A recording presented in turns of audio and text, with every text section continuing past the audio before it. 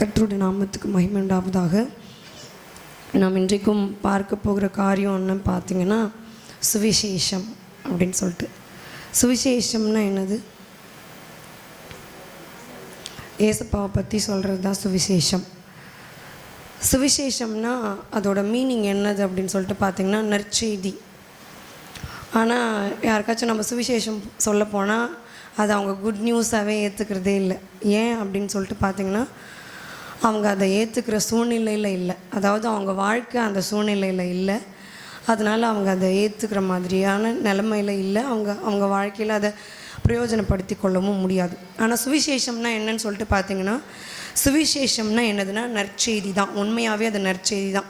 ஆனால் சில நேரத்துலையும் நம்மளுக்கும் சுவிசேஷம் சொல்லும்போது ரட்சிக்கப்படாதவங்களுக்கு தான் சுவிசேஷம் சொல்கிறாங்கன்னு நம்ம நினைக்கிறோன்னா, சில நேரத்துலையும் நம்மளை நோக்கியும் சில சுவிசேஷம் வரும்.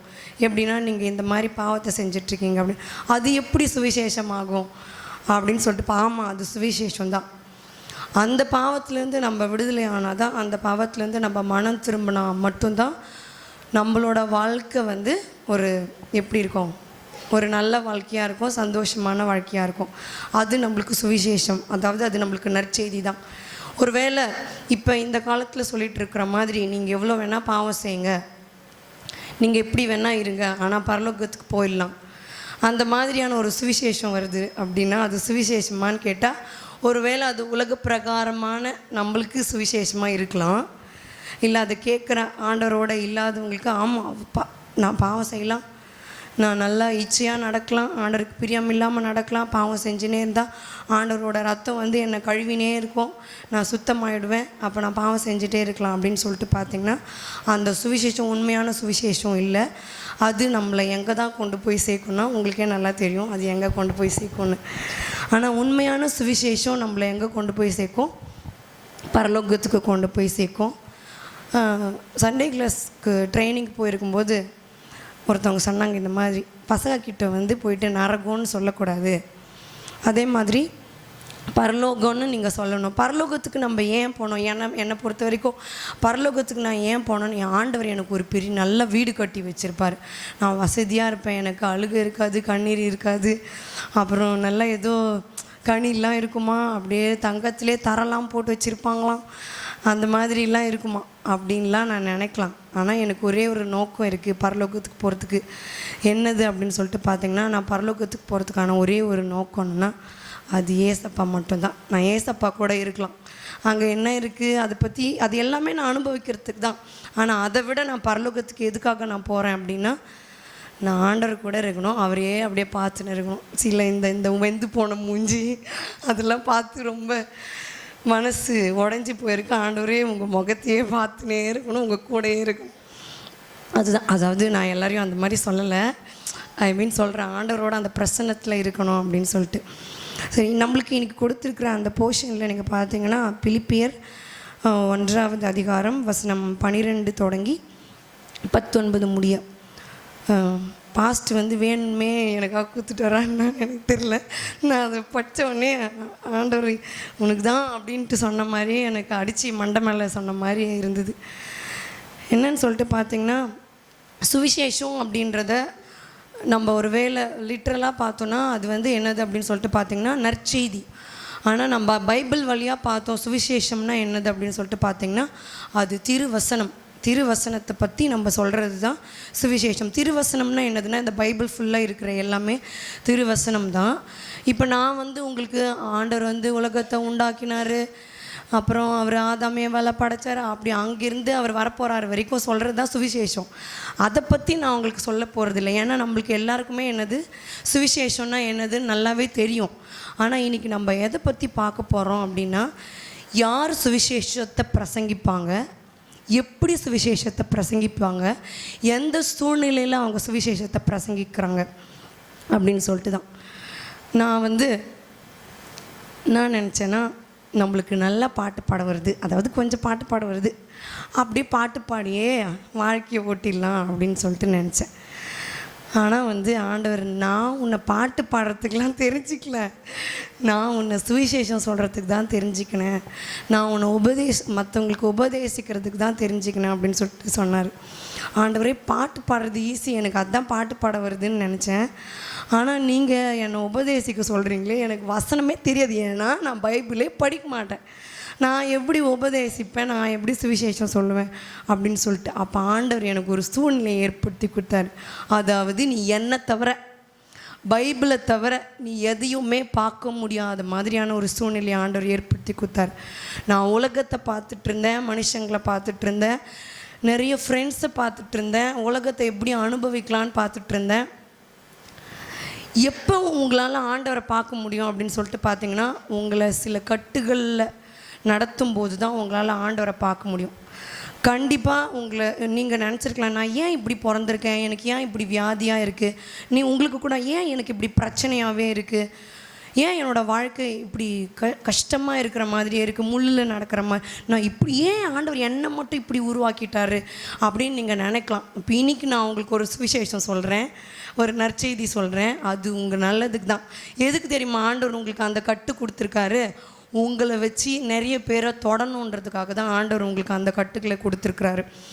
ஸோ நானும் வந்து எனக்கு எந்த வியாதியும் இல்லை, எந்த பிரச்சனையும் இல்லை, ஜாலியாக சினிமா தியேட்டருக்கு போகிறது, ஃப்ரெண்ட்ஸ், எங்கள் அம்மா கிட்ட போய் சொல்லிடாதீங்க, இப்போ வரைக்கும் தெரியாது எங்கள் அம்மாவுக்கு, அந்த மாதிரி ஜாலியாக சுற்றுறது, நான் என்ன என் ஃப்ரெண்ட்ஸு, நான் அந்த மாதிரி ஒரு உலகத்துக்குள்ளே நான் இருந்தேன். அப்போ ஆண்டவர் எனக்கு சில கட்டுக்களை கொடுத்தாரு. எப்போன்னு பார்த்தீங்கன்னா, நான் ரட்சிக்கப்பட்ட பிறகு தான். ஆண்டவரே, நான் உலகத்துக்குள்ளே இருக்கிற வரைக்கும் நல்லா தானே இருந்தேன், இப்போ வந்து ரட்சிக்கப்பட்ட பிறகு இப்படிலாம் பிரச்சனை வந்துருச்சு அப்படின்னு சொல்லிட்டு. எப்படின்னு சொல்லிட்டு பார்த்தீங்கன்னா, தலையே நிமிர்த்த முடியாத அளவுக்கு பிரச்சனை, நைட்டு பகலும் தூங்க முடியாத அளவுக்கு பிரச்சனை, தூங்கவே முடியாது, சாப்பிட முடியாது, பேச முடியாது, யார்கிட்டையும் சிரிக்கக்கூட முடியாத அளவுக்கு பிரச்சனை. அந்த சூழ்நிலை, அந்த கட்டுகள் மத்தியில் தான் நான் ஆண்டவரை தெரிஞ்சுக்க முடிஞ்சு. அந்த சூழ்நிலையில் தான் நான் சுவிசேஷம்னா என்னன்னு தெரிஞ்சுக்கிட்டேன். உண்மையாலே சுவிசேஷத்தை நிறைய பேருக்கு சொன்னேன். ஆமேன். ஏன் அப்படின்னு சொல்லிட்டு பார்த்தீங்கன்னா, நீங்களும் உங்கள் வாழ்க்கையிலையும் சில கட்டுகள் இருக்குது அப்படின்னு சொல்லிட்டு இருக்கிறீங்க அப்படின்னா, அந்த கட்டுகள்லாம் உங்களை எது வழியாக நடத்துது அப்படின்னா, சுவிசேஷத்தை பிரசங்கிப்பதற்கு ஏதுவாக உங்களை நடத்துது. பைபிளில் கூட நீங்கள் பிலிப்பியர் அந்த 1வது அதிகாரத்தில் அந்த அந்த அந்த அதிகாரத்தை எடுத்து வச்சுக்கோங்க. அதில் வந்து 17வது வசனத்தை ஒருத்தர் வாசிங்க. 1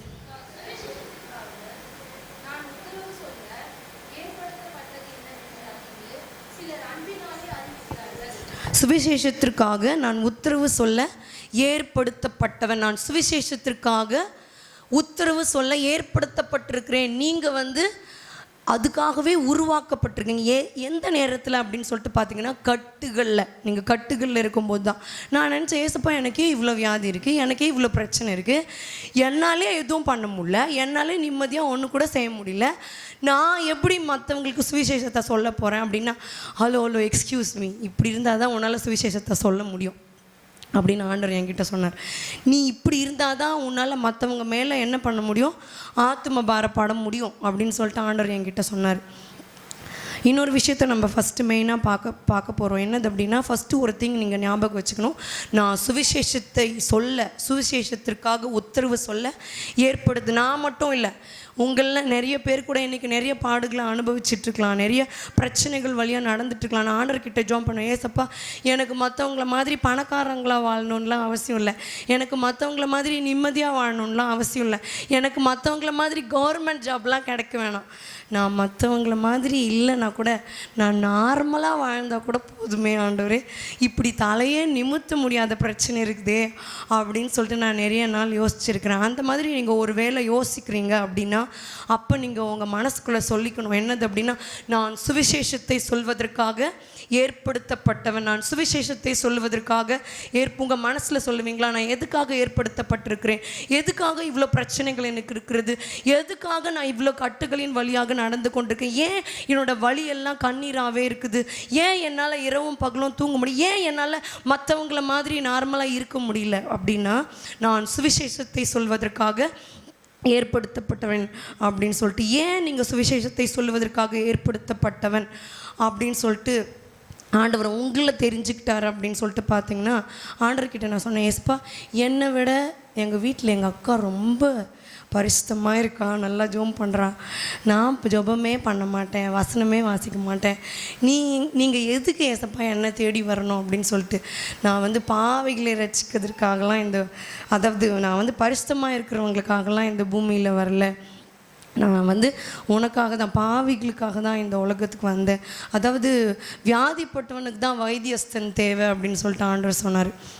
நான் எப்படி சுவிசேஷத்தை சொல்லுவேன் அப்படின்னு சொல்லும்போது ஆண்டவர் நான் உன்னை மாற்றுறது அவ்வளோ ஈஸி. ஒரு வேளை நான் அப்போ அந்த மாதிரி ரட்சிக்கப்படாத சூழ்நிலையில் இங்கே நின்றுந்தீங்கன்னா கண்டிப்பாக நீங்கள் என் மூஞ்சை கூட பார்த்துருக்க முடியாது. உண்மையாலே என்னோடய முகத்தை கூட பார்த்துருக்க முடியாது. நான் பேசுகிற ஸ்லாங்கை உங்களால் கேட்டிருக்க முடியாது.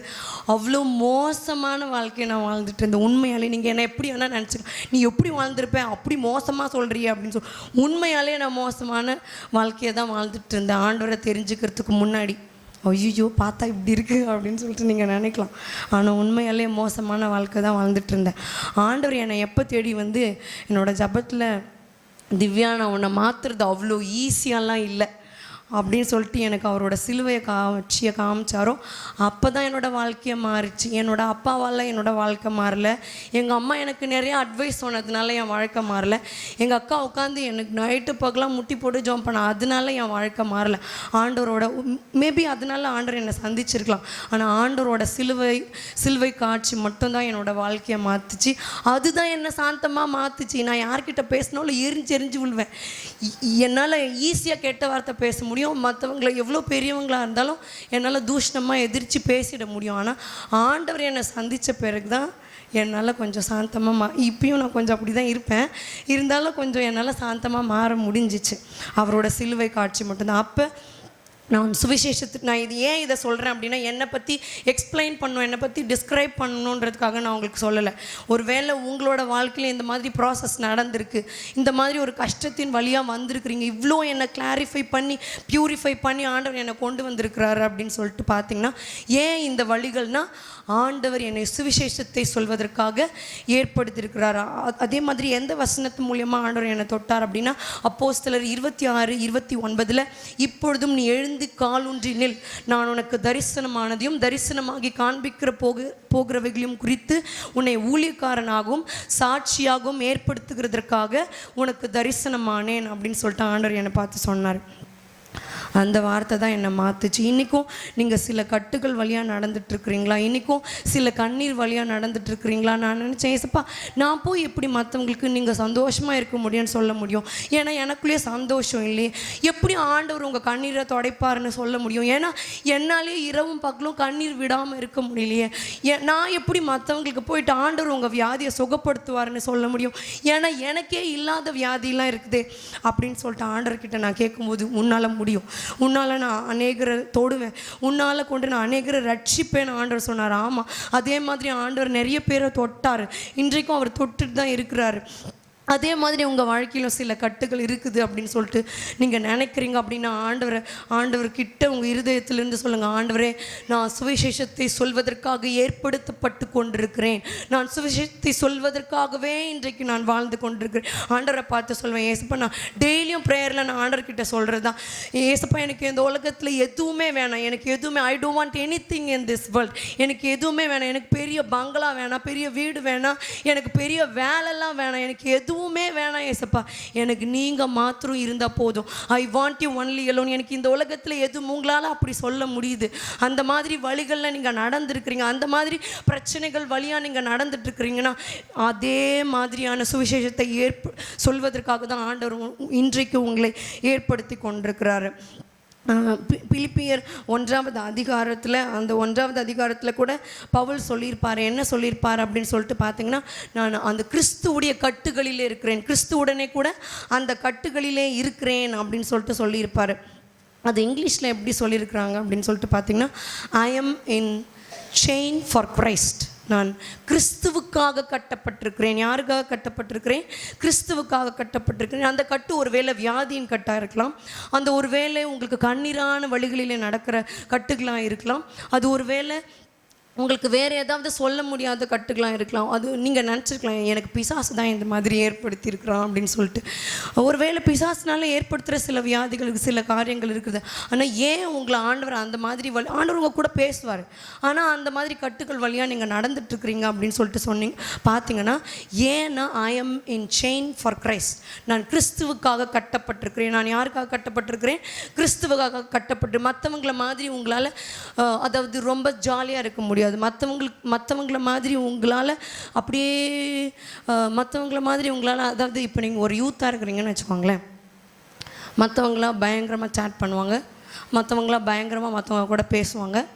அது ஃப்ரெண்டாக இருக்குதோ யாரை எப்படி வேணால் பேசுவாங்க, ஆனால் உங்களால் பேச முடியாது. ஏன் அப்படின்னா, you are in chain for Christ. நீங்கள் கிறிஸ்துவுக்காக கட்டப்பட்டிருக்கிறீர்கள். நீங்கள் யாருக்காக கட்டப்பட்டிருக்கிறீர்கள்? கிறிஸ்துவுக்காக. மற்றவங்கள மாதிரி உங்களால் இருக்க முடியல, மற்றவங்கள மாதிரி உங்களுக்கு வியாதிகள் அதாவது அதை விட அதிகமாக இருக்கிறது அப்படின்னா, you are in chain for Christ. நீங்கள் கிறிஸ்துவுக்காக கட்டப்பட்டு. ஏன் அப்படின்னா, நான் ஒரு போதகருடைய மெசேஜை கேட்டேன். என்னது அப்படின்னு சொல்லிட்டு பார்த்தீங்கன்னா, அவர் ஊழியக்காரராக மாறத்துக்கு முன்னாடி, ஏசப்பா எனக்கு ஒரு பெரிய பங்களா வேணும், நான் ஊழியம் செய்யும்போது எனக்கு ஒரு பெரிய கார் வேணும், அதாவது ஒரு குறிப்பிட்ட கார், இந்த கார் தான் எனக்கு வேணும், இப்படிலாம் நான் இருக்கணும் அப்படின்னு சொல்லிட்டு ஜோம் பண்ணாராம். நிறைய வியாதிலாம் கொடுத்து கையை காலை உடச்சி ஏசப்பா நிற்க வச்ச பிறகு அவர் சொன்னாராம், ஏசப்பா எனக்கு எதுவுமே வேணாம், எனக்கு பங்களாலாம் வேணாம், எனக்கு கார்லாம் வேணாம், நீங்கள் என்ன சொல்கிறீங்களோ அது கேட்டு அதன்படியே நான் செய்கிறேன். இதுதான் கட்டு. ஒரு வேளை அது வியாதி கட்டு, கண்ணீர் கட்டு, அதாவது மற்றவங்கள மாதிரி இருக்க முடியாத சில. You are in chain for Christ. I am in chain for Christ. நான் கிறிஸ்துவுக்காக கட்டப்பட்டேன். அதே மாதிரி இன்னொரு கட்டு, அதாவது என்னென்ன பாஸ்ட்டு கூட அடிக்கடி சொல்லுவாங்க, என்னது அப்படின்னா, நான் ஆண்டவர் சொல்கிறத மட்டும்தான் செய்ய முடியும், ஆண்டவர் சொல்கிற இடத்துக்கு தான் என்ன பண்ண முடியும், போக முடியும், ஆண்டவர் சொல்கிறவங்க கிட்ட தான் பேச முடியும், ஆண்டவர் என்ன சொல்கிறாரோ அதுதான் பேச முடியும். நீங்கள் ஒரு வேளை ஊழியக்காரங்களா இல்லை ஒரு வேலை செய்கிறவங்களா இருக்கிறீங்கன்னா கூட நீங்கள் ஜெபம் பண்ணுங்க. நீங்கள் ஆண்டவர் கூட இருக்கிற, ஏசப்பா நான் இந்த காரியத்தை செய்யலாமா வேணாவா, நான் இவங்ககிட்ட போயிட்டு பேசலாமா வேணாவா, நான் என்ன பேசணும், அப்படி நீங்கள் ஆண்டவரோட அந்த கட்டுகளில் இருந்தீங்கன்னா, யூ ஆர் இன் செயின். அந்த செயின்குள்ளே நீங்கள் இருந்தீங்கன்னா ஆண்டவர் சொல்கிற அந்த வழிகளிலே நடப்பீங்க. அப்போ உங்களை குறித்த ஆண்டவரோட நோக்கம் திட்டம் நிறைவேறும். என்ன நோக்கம், என்ன திட்டம் அப்படின்னா, நீங்கள் சுவிசேஷத்தை சொல்வதற்காக ஏற்படுத்தப்பட்ட அந்த நோக்கம் திட்டம் என்ன பண்ணும், நிறைவேறும். ஃபஸ்ட் ஒன் திங் என்னது அப்படின்னா, நீங்கள் சுவிசேஷத்தை சொல்வதற்காக ஏற்படுத்தப்பட்டிருக்கிறீர்கள். ரெண்டாவது, நீங்கள் கட்டுகளுக்குள்ளே இருக்கிறீர்கள். ஏன் அப்படின்னா, அப்போ தான் நீங்கள் சுவிசேஷத்தை என்ன பண்ண முடியும், ஆண்டவருக்காக சொல்ல முடியும், ஆண்டவர் சொல்கிறத சொல்ல முடியும். இல்லைனா இப்போ இருக்கிறவங்களாம் சொல்கிறாங்கல்ல, உங்களால் நாளைக்கு உங்கள் பாக்கெட்டில் இப்போ திறந்து பாருங்கள் 10 லட்சம் இருக்குது, உண்மையிலே இருக்குது, அது எப்படின்னு தான் தெரில, அப்படியே தண்ணிலாம் ஊற்றுறாங்க, உடனே மேஜிக் ஆகி நல்லதும் நடக்குது. அவங்க ஆண்டருக்காக செய்யலை, அவங்களுக்காக பிரயோஜனத்துக்காக செய்கிறாங்க.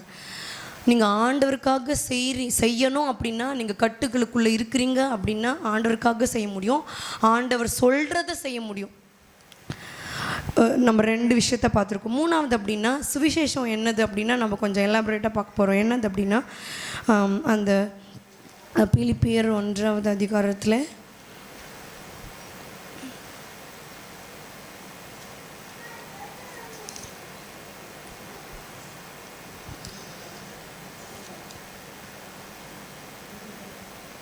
சாரி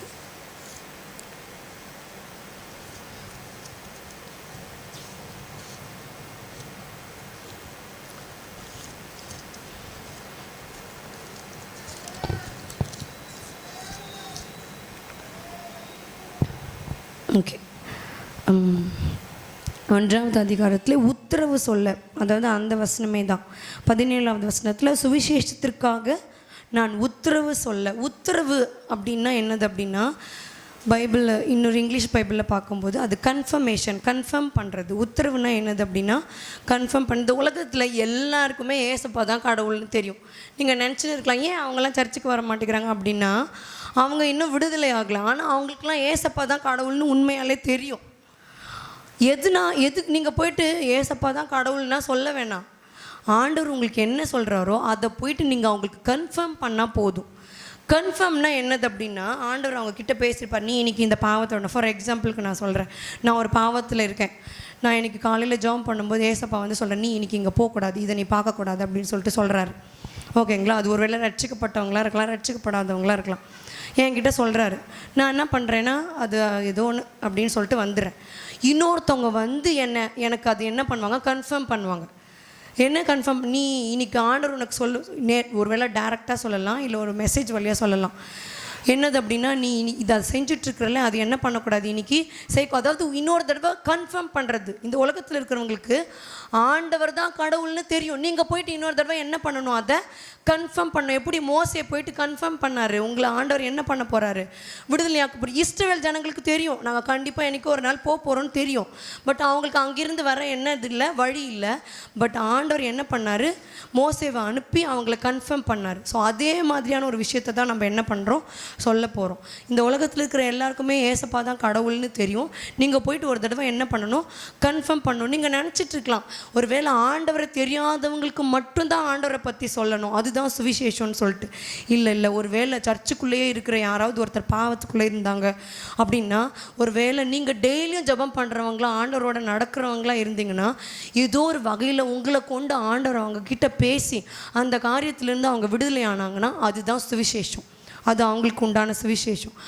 ஆண்டவர் அவங்க கிட்ட சொல்லாத, நீங்கள் ஆண்டவர்கிட்ட பேசாத, ஆண்டவர் உங்ககிட்ட பேசாத ஏதோ ஒரு காரியத்தை நீங்கள் போயிட்டு தப்பாக சொன்னீங்கன்னா, ஆண்டவர் சொல்லாத தீர்க்க தரிசனமாக நினைக்கிற ஏதோ ஒரு காரியத்தை போயிட்டு நீங்கள் ஆண்டவரே சொல்லாத, நீங்கள் ஆண்டவர்கிட்டயே பேசாத ஒரு காரியத்தை போய் சொன்னீங்க அப்படின்னா அது சுவிசேஷம் இல்லை. அது ஒரு வேளை பைபிள் இருக்கிற காரியமாகவே இருந்தாலும், ஒரு குறிப்பிட்ட நபர்கிட்ட ஒரு குறிப்பிட்ட இடத்துல எந்த காரியத்தை போய் பேசணும், எதை போய் பேசணும், அன்றைக்கி என்ன பேசணும்னு ஆண்டவர் சொல்கிறாரோ அதை போய் நீங்கள் பேசுனீங்கன்னா தான் அது என்னது, சுவிசேஷம். ஃபார் எக்ஸாம்பிளுக்கு நான் ஒரு காரியத்தை சொல்கிறேன். நாங்கள் கரியக்குடலில் சின்ன பசங்க கிட்ட ஊழியம் பண்ணிகிட்டு இருந்தோம். நான் அன்றைக்கி இந்த ஜெபம் பண்ணும்போது ஆண்டவர் என்கிட்ட சொன்னார், ஏசப்பா நான் என்ன பேசணும் அப்படின்னு சொல்லிட்டு சொல்லும்போது, மாலாக்கா வீட்டில் தான் ஜெபம் பண்ணும்போது, நீ இன்றைக்கி விக்கிரகத்தை பற்றி பேசணும், விக்கிரகத்தை வணங்கக்கூடாதுன்னு பேசணும். அங்கே வர எல்லாருமே ரட்சிக்கப்படாதவங்க தான். அவங்கக்கிட்ட போயிட்டு எப்படி விக்கிரகத்தை வணங்கக்கூடாதுன்னு சொல்ல முடியும் அப்படின்னு சொல்லிட்டு, ஏசப்பா நான் எப்படி இதை பேசுவேன் அப்படின்னு சொல்லிட்டு நான் பேசவே இல்லை. நான் ஐயோ இங்கேருந்து நான் போராடினே போகிறேன், எப்படி ஏசப்பா பேசுவேன் அப்படின்னு போராடிட்டே போகிறேன். அன்றைக்கி போய்ட்டு ரோஜா கிட்டே சொன்னேன், ரோஜா என்னால் பேச முடியாது, நீயே பேசிடு அப்படின்னு சொல்லிட்டு சொன்னேன்.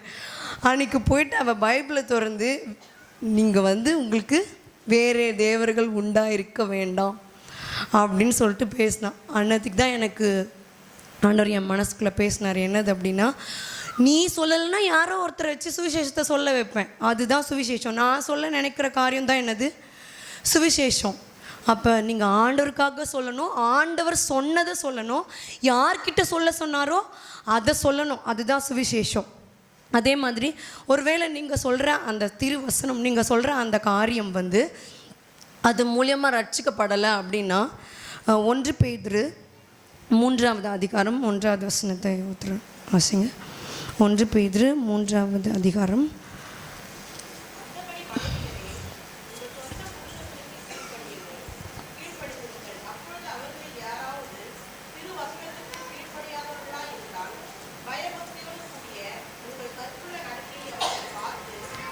ஸோ ஓகே போதும். இந்த வசனத்தில் என்ன சொல்லியிருக்கு அப்படின்னா, திருவசனத்துக்கு கீழ்ப்படியாதவங்க. ஒருவேளை இந்த வசனம் கணவன் மனைவிக்கு சொல்லப்பட்டிருக்கலாம், நான் ஜென்ரலாக சொல்கிறேன் இதை.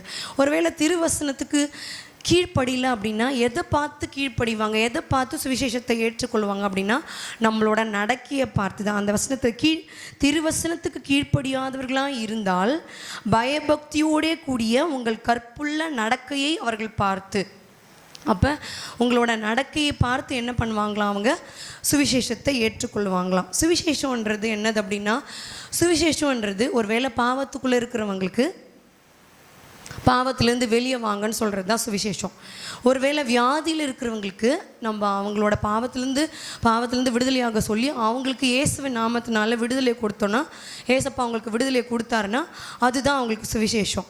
ஒருவேளை பரலோகத்தை பற்றி தெரியாதவங்களுக்கு அவங்களுக்கு சுவிசேஷத்தை சொல்லி பரலோகம்னு ஒன்று இருக்குதுன்னு சொன்னோன்னா அதுதான் என்னது, அவங்களுக்கு சுவிசேஷம். அப்படி நம்ம சுவிசேஷத்துக்குள்ளே நடத்தும் போது அந்த திருவசனத்தை சொல்லி அவங்க கீழ்ப்படியலாம் அப்படின்னா, உங்களோட கற்புள்ள நடக்கை பயபக்தி பயபக்தியோடைய கூடிய உங்கள் கற்புள்ள நடக்கையை பார்த்து அவங்க கீழ்ப்படிவாங்க. நீங்கள் மனுஷங்க கிட்ட போய் சொல்லும்போது, இப்போ நான் எப்படி அன்றைக்கி பயந்தனோ அந்த மாதிரி ஆண்டவர் உங்ககிட்ட யார்கிட்டயோ போய் பேச சொல்கிறாரு அப்படின்னா, ஐயோ நான் எப்படி போய்ட்டு அவங்கக்கிட்ட அதை சொல்லுவேன், நான் எப்படி போய் இதை பேசுவேன் அப்படின்னு நீங்கள் பயந்து, ஒருவேளை அடுத்தது கூட ஏசப்பா பேச வரேன் யார்கிட்ட, நான் எப்படி ஆண்டவரை இது போய் சொல்லுவேன், நானே இப்போ தான் வந்தேன், நான் எப்படி இதை பேசுவேன் அப்படின்னு நீங்கள் நினைக்கலாம். ஆனால் ஆண்டவர் சொல்கிறத நீங்கள் சொல்லும்போது அது உண்மையாலே பயங்கரமாக கிரியை செய்யும். அப்படி சொல்லியும் அவங்க கீழ்ப்படியல, அப்படி சொல்லியும் அவங்க ரட்சிக்கப்படலை அப்படின்னா உங்களோட நடக்கை, அதாவது பிரசங்கிக்கிற நான் எப்படி நடக்கிறனோ, சொல்கிற நான் எப்படி நடக்கிறோனோ அந்த நடக்கையை பார்த்து அவங்க ரட்சிக்கப்படுவாங்க. அதுவும் ஒரு சுவிசேஷமாக இருக்கிறது. கடைசியாக நம்ம ஒரே ஒரு விஷயத்தை படித்து முடிக்க போகிறோம். என்னது அப்படின்னா, கடைசியாக ஒரு விஷயத்தை பற்றி நம்ம சொல்ல போகிறோம் சுவிசேஷமாக. என்னது அப்படின்னா, உங்களுக்கு எல்லாருக்குமே தெரியும், ஆண்டவர் சீக்கிரமாக என்ன போகிறாரு, வரப்போகிறாரு. அது ஒரு சுவிசேஷம் தான்.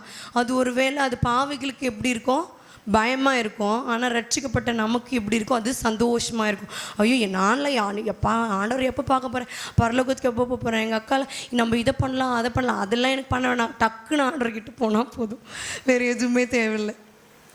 நான் மட்டும் நான் நினைக்கிறேன், எங்கள் அம்மா உடனே திட்டுவாங்க, உங்களுக்குலாம் அறிவே இல்லையா, உடனே இப்போவே நீங்கள் செத்து பரலோகத்துக்கு போயிடணுமா அப்படின்னு சொல்லிட்டு. அப்படி நான் சொல்ல வரல. என்னது அப்படின்னா, உங்களோட நோக்கம், உங்களோட இது எல்லாமே எதை பற்றி இருக்கணும் அப்படின்னா பரலோகத்தை பற்றி இருக்கணும். அப்போ தான் நம்மளுக்கு உலகத்து மேலே என்ன பண்ணாது, கண்ணு போகவே போகாது. அப்படி நடக்கிற நான் மட்டும் பரலோகத்துக்கு போனால் போதும் அப்படின்னு நம்ம என்ன பண்ணக்கூடாது, நினைக்கக்கூடாது. நம்ம கூட இருக்கிற எல்லாரும் என்ன பண்ணணும், பரலோகத்துக்கு போகணும். காலம் இனி செல்லாது, ஆண்டவரோட வருகை ரொம்ப துரிதமாக இருக்குது. நீங்கள் ஒருத்தவங்க கிட்ட அதை பற்றி சொல்லலை அப்படின்னா கண்டிப்பாக அவங்களால என்ன பண்ண முடியாது, பரலோகம். எஸ்பெஷலி உங்களை பார்த்து ஏச பண்ணி இன்னைக்கு உங்ககிட்ட போயிட்டு உங்கள் பக்கத்தில் வேலை செய்கிற, இப்போ நீங்கள் ஏதோ ஒரு தையல் மிஷினில் தைச்சிட்ருக்கீங்க, மாலாக்கா இன்னைக்கு உங்களுக்கு வந்து ஏசப்பா சொல்கிறாரு, நீங்கள் போயிட்டு அவங்கக்கிட்ட என்ன பண்ணணும், ஏசப்பாவோட வருகை துரிதமாக இருக்குது, ஏசப்பா வரப்போகிறாரு, நீங்கள் ரட்சிக்கப்பட்டால் தான் பரலோகத்துக்கு போக முடியும் அப்படின்னு சொல்லுங்கள் அப்படின்னு சொல்கிற. அப்போ நீங்கள் சொல்லலைன்னா கண்டிப்பாக நம்மளால் என்ன பண்ண முடியாது, பரலோகத்துக்கு போக முடியாது. அதனால் நம்ம என்ன பண்ணணும், ஆண்டவர் சொல்கிறத சொல்லணும், ஆண்டவருக்காக ஊழியத்தை சொல்லணும், ஆண்டவருக்காக சுவிசேஷத்தை சொல்லும்போது அந்த காரியம் என்ன பண்ணணும், மற்றவங்களுக்கு பிரயோஜனப்படும். அதை அவங்க விசுவாசிக்கும் போது தான் என்ன பண்ணணும், அது அவங்களுக்கு பிரயோஜனமாக இருக்கும். இன்னொரு விஷயத்தை நான் ஃபைனலாக சொல்லி முடிக்கிறேன். என்னதுன்னா, நம்ம ஆண்டவரோட வருகையை பற்றி சொல்லணும், பாவத்திலேருந்து ரட்சிக்கப்படணும்னு சொல்லணும். ஆண்டவர் சொல்கிறத கண்டிப்பாக நீங்கள் சொல்லணும். ஆண்டவர் சொல்கிறத சொல்லாமல் என்ன பண்ணக்கூடாது, கண்டிப்பாக இருக்கக்கூடாது. ஆண்டவர் சொல்கிறத கண்டிப்பாக நீங்கள் சொல்லணும். ஆண்டவர் கூட சொல்லியிருக்காரு, நேராக அவர் ஊழியம் செய்யும்போது, உங்கள் பாவங்களிலே நீங்கள் என்ன பண்ணுவீங்க, சாவீர்கள். உங்களால் சொல்ல முடியுமா, ஆண்டவர் உங்களை ஒரு இடத்துக்கு அனுப்பி உங்கள் பாவங்களிலே நீங்கள் சாவீர்கள், நீங்கள் இவர் தான் ஆண்டவர் நீங்கள் விசுவாசிக்கலைன்னா உங்கள் பாவங்களிலே நீங்கள் அவ்வளோ போல்டாக உங்களோட சுவிசேஷம் இருக்கணும். ஐயோ நீங்கள் ரட்சிக்கப்பட்டு உங்களுக்கு மனக்கவலை இருக்குதா, கஷ்டம், அதுக்கு சுவிசேஷம் தான். ஆனால் இதையும் நீங்கள் சொல்லணும், சாந்தத்தோடு சொல்லணும், கண்டிப்போடு சொல்லணும். சாந்தமும் இருக்கணும், அன்பும் இருக்கணும், கண்டிப்பும் இருக்கணும். நான் இப்போ ஒரு சின்ன குழந்தைக்கோ இல்லை யூத்துக்கோ நான் சொல்கிறேன், நீ அன்பு மனம் திரும்பிடு, ஆண்டவர் சீக்கிரமாக வரப்போகிறாரு அப்படியும் சொல்லணும். சீக்கிரமாக மனம் திரும்பிடு, நீ மனம் திரும்பலை நரகத்துக்கு தான் போவேன் அப்படியும் சொல்லணும். ரெண்டுமே எனக்கு கண்டிப்போடும் சொல்லணும், நான் சாந்தத்தோடு சொல்லணும், ரெண்டு காரியமும் சொல்லணும். அது அப்படி இருந்து அப்படியும் அவங்க ரட்சிக்கப்படலைன்னா உங்களோட நடக்கையை பார்த்து அவங்க என்ன பண்ணுவாங்க, கண்டிப்பாக ரட்சிக்கப்படுவாங்க. அப்போ இன்றைக்கி நீங்கள் உங்கள் மனசில் சொல்ல வேண்டிய ஒரு காரியம் என்னது அப்படின்னா, நான் ஏன் இந்த கட்டுகளில், I am in chain for Christ, நான் எதற்காக இந்த கட்டுகளில் இருக்கிறேன், எந்த ரீசனுக்காக அப்படின்னா, நான் சுவிசேஷத்தை சொல்வதற்காக ஏற்படுத்தப்பட்ட, சுவிசேஷம் எல்லா இடத்துலையும் ஆல்ரெடி சொல்லியிருக்கு. இன்னும் எதுக்காக அப்படின்னா, அதை கன்ஃபார்ம் பண்ணுறதுக்காக நான் ஏற்படுத்தப்பட்டிருக்கேன். அதை மறுபடியுமா இன்னொரு தடவை உத்தரவு சொல்கிறதுக்காக, மறுபடியுமா அதை ஆர்டர் பண்ணி சொல்கிறதுக்காக, சாந்தத்தோடு சொல்கிறதுக்காக, அன்போடு சொல்கிறதுக்காக நான் ஏற்படுத்தப்பட்டிருக்கிறேன் அப்படின்னு சொல்லி உங்கள் மனசுக்குள்ள நீங்கள் விசுவாசிப்பீங்க.